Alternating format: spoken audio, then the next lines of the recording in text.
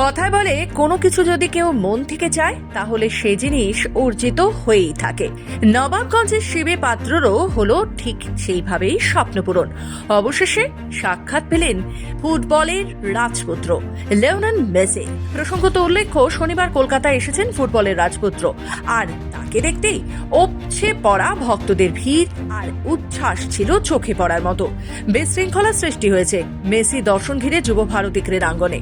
কিন্তু নবাবগঞ্জ এলাকার বাসিন্দা পেশায় চা বিক্রেতা শিবে পাত্র জীবনে সবচেয়ে বড় স্বপ্ন ছিল একদিন তার আরাধ্য নায়ক লিওনেল মেসির সঙ্গে দেখা করা।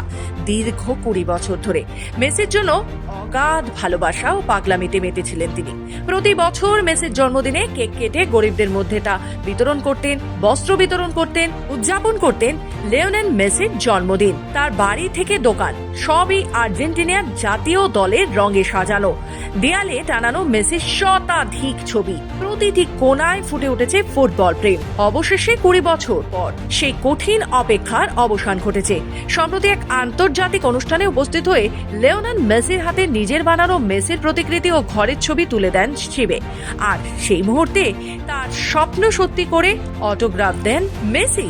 এই অনন্য স্বীকৃতি পেয়ে আবেগে ভাসছেন এই শিবে পাত্র। তিনি বলেন, জীবনে আর কিছু না হলেও চলবে, আজ আমি মরে গেলেও শান্তি। মেসি আমার ছবি নিয়েছেন, আমার কথা শুনেছেন, এর থেকে বড় আর কি বা হতে পারে। অবশেষে স্বপ্ন পূরণ হলো আমার। 20 বছরের লড়াই যাকে নিয়ে, সে আজকে আমার সামনে। তার মাথায় আমি হাত দিয়ে, ডিপলের মাথায়, সোয়ারেজের মাথায় হাত দিয়ে আমি আমার হাতটাকে একদম জলে ধুয়ে নিলাম।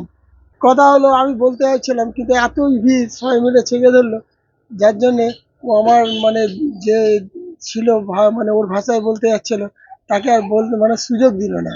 আপনার বাড়ির যে ছবিটা সেটা ফ্রেম করে হ্যাঁ, নিয়ে গেছিলেন, নিয়ে ও হাতে নিয়েছিল, নিয়ে চলে। তারপরে আমি বললাম সইটা করে দিতে, আবার সইটা করে দিল এখানে।